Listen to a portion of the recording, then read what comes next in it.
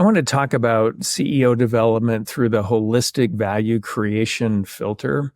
And what I mean by holistic value creation is really three different buckets. There's material value creation, which is what we're all mostly familiar with, money, cash flow, things, et cetera. But there's also emotional energy value creation and spiritual value creation. On the spiritual side, it's about connectedness.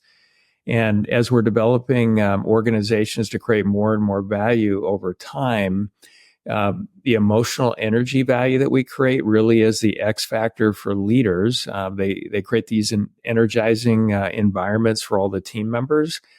And when they do that, the value that they create is so much more. It really unleashes this intrinsic motivation when they do it well. So creating material value is supercharged when you get the emotional energy right. And then the spiritual value creation or connectedness, there's so much that CEOs can do to put programs in place that will allow team members to better understand themselves, so personal connection, and then be more connected with other team members, as well as all of the communities that we engage with out there. There's so much that we can do. And from personal experience, focusing on all three, material, emotional, and spiritual, I've been able to get significantly higher multiples in my exits from different companies over time. And I'm currently on my 8th company I've started from scratch and consulting with several companies today and have consulted with hundreds of companies over the last 8 or 9 years. Now, the number one job of a CEO, in my opinion, is to continually and responsibly increase the value of their organization. And by proxy, their senior leadership team's job is to do the same thing. And this is whether you're a 5-person company, a 500-person company, 5,000 or more team members. That's the primary job. And there's so many things that are good for all stakeholders when that's actually happening. Now, most CEOs have a coach. They read books. They have groups that they belong to, all sort of with the intent of increasing their capabilities or improving their capabilities around value creation. I'm not sure how many CEOs intentionally do that, but I believe that's what we're all doing when we're trying to create more value through our companies. Now, one way to do that is to join a CEO mastermind or peer advisory group. And I'm a pretty big fan of those, for a few reasons. One, virtually all of them bring the ability to have, sort of better connection with other like-minded individuals. It builds a community that understands what you're going through. You can bounce ideas off of them. The challenge with most of these organizations, and there's some large ones, Vistage, YPO, EO, McKay, Renaissance, there's a lot of them out there. They're really good for the first, 6 months to maybe 2 years on learning new stuff that's really helping you with your business.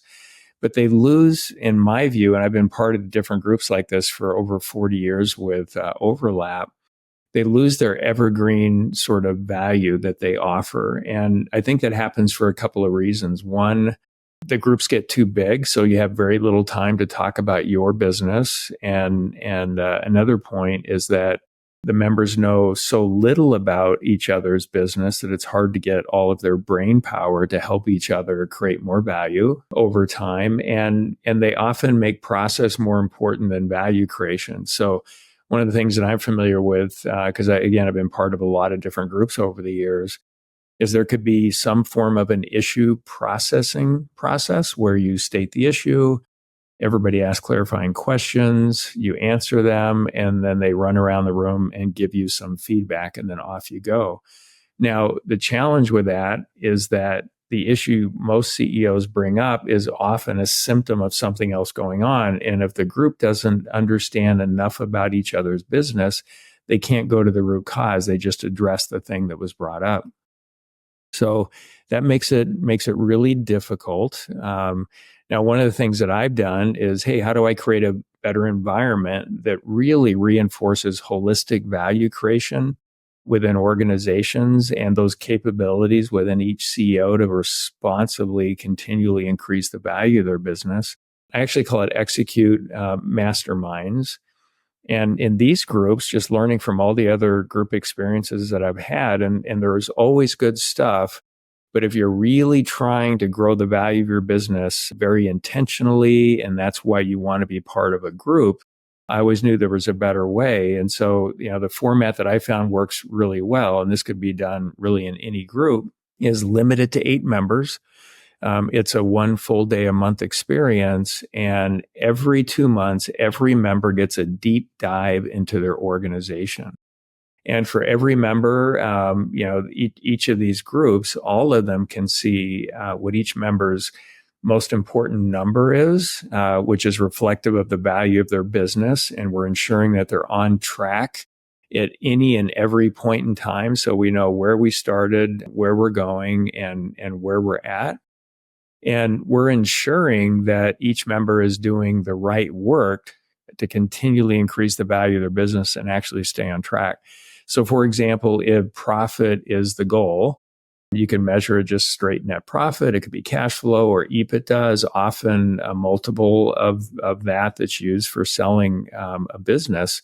So is that growing over time at the rate you want it to? Do you want to grow 15%, 20%, 50%, whatever that is? And all the other group members are that really help with that. And there's a number of things that we'll look at. For sure, we know what for each member winning looks like for the current year, for the next year. And we capture actions around what's the work that each CEO should be doing right now to ensure that we stay on track with where they want to go. And we'll focus on a few things. The business model, for example, how does pricing work? How do the expenses work? The structure, everything in there.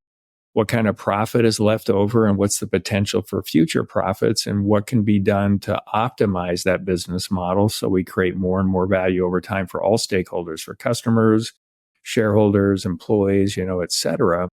We'll look at strategy, and, strategy, the simplest way I can think about it is approaches to increasing the value of a business. That's really all it is. And so what are the approaches to increasing the value of the business? And we hold each other accountable to making sure that we're staying on track with those things. And it could be changing the structure of the organization. It could be putting in place a leadership development program. It could be putting in place focus groups, changing pricing. There's a lot that we can do there. Revamping the marketing process so we get a lot more qualified leads. I mean, there's just so much, and every organization is unique and different. So what applies to one will not apply to all, for sure.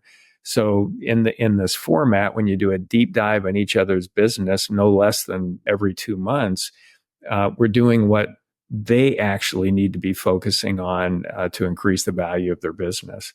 We also look at the value of the products and services. What are the customers actually saying about it? How is the market responding to it? Do all the team members in your organization understand what the customers are saying about the value? Can they stump speech around it? Do they know how in their role they can continually increase or improve the value of the products and services? And then we'll also look at culture, which is super important. In culture, if you really want to simplify it, it's just simply what are the attitudes and behaviors that cause the best value to be created, or the most value to be created going forward. So we want to know that every CEO in these groups is essentially doing their best work to increase the value of their business. And there's a degree of accountability here, because we're grabbing these milestone action items to make sure things are done to move everything in the right direction. And one of the things that I really love about this process for cultivating every CEO's ability to create more value is sort of sharing CEO wisdom. And what I mean by that is when you get in a room of 6 to 8 other CEOs for a full day every month, and you're sharing real practical CEO wisdom about what works and doesn't work in the real world with real employees, real investors, real customers out there, you know what actually works. It's from the front lines. It's not academic from a book. It's not from an expert that's coming in talking about something that hasn't done it in decades. It's real practical CEO wisdom. And what's wonderful about it over time is it just keeps stacking on itself. And so when you have everybody in this type of formatted forum group for CEOs, increasing the value of their business responsibly and on the front lines, really working on it, applying all the stuff that we're talking about from the meetings between the meetings, those learnings when they come back are so powerful, and they do apply to everybody in the group. And I always think of these groups metaphorically as though I've invested over half my retirement money in this conglomerate that makes up the group.